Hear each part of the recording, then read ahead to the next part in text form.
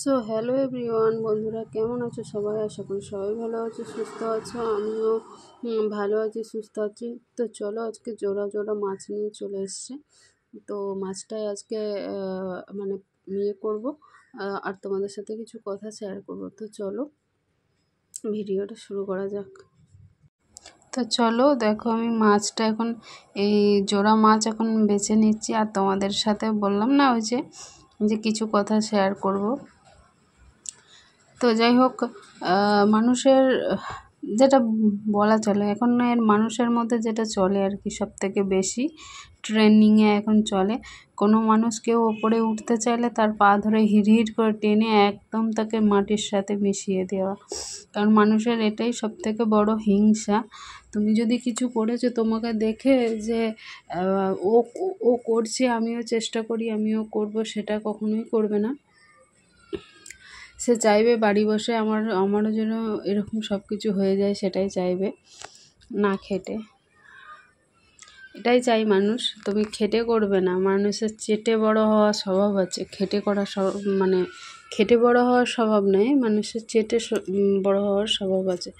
তো যাই হোক, কিছু মানুষের উদ্দেশ্যে এই কথাটাই আমার বলার, মানুষের প্রতি এত হিংসা না করে মানুষকে ভালোবাসতে শেখো। হিংসা দিয়ে কিচ্ছু হয় না। তুমি যত হিংসা করো সে ততই ওপরে উঠবে, ঠিক আছে? মানুষ একবারই মরে, ঠিক আছে? যদি মানুষকে ভাবে, ভগবান যদি ভাবে যে আমি ওকে বাঁচিয়ে রাখবো, কোনো মানুষের বাবার ক্ষমতা হয় না যে তাকে মারে, ঠিক আছে? যদি ভগবান চায় বাঁচিয়ে রাখবার, ভগবান যদি চায়, তো তোমরা হাজার চাইলেও বাঁচিয়ে রাখতে, তো সে কখনোই বেঁচে থাকবে না। তো সেটাই বলি, পৃথিবীতে এসেছো মানুষকে ভালোবাসো, এত হিংসা না করে। কারোর তো কেউ হচ্ছে গিয়ে তোমার পিছনে লেগে কোনো লাভটা হয় কি? কেউ তোমাকে কিছু দেয় কি? কারোর থেকে কিছু পাও কি? পাও তো না। তাহলে কেন তুমি তার পিছনে অযথা লাগতে যাও? কোনো পিছনে লেগে বা তার সাথে কোনো করে কোনো লাভটা হয় কি? হয় না। তুমি যে আজকে কথার মাধ্যমে বলছি, তুমি যে আমাকে মানে এমন জায়গায় এসে দাঁড় করালে তোমরা, তো ঠিক আছে, আমার হচ্ছে গিয়ে কপাল খারাপ, আমার সময় খারাপ, তো ঠিক আছে, আমি নিচে নামলাম, কিন্তু আমাকে যদি যে নিচেই নামিয়েছে সে কিন্তু একদিন ওপরে তুলতেও পারে।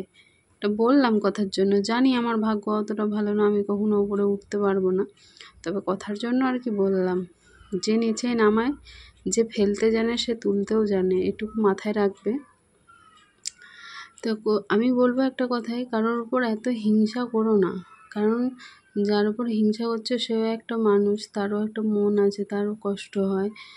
তার উপরে হিংসা করে এতটা তোমাদের লাভটা কি হয়? আমি তো সেটাই বুঝে পাই না। মানে কিছু কি হয়, লাভ হয় কোনো? ধরো আজকে তুমি কাজে না গিয়ে তোমার আজকের সংসারটা চলে গেল ওর উপরে হিংসা করে, এটা কি হয় কখনো?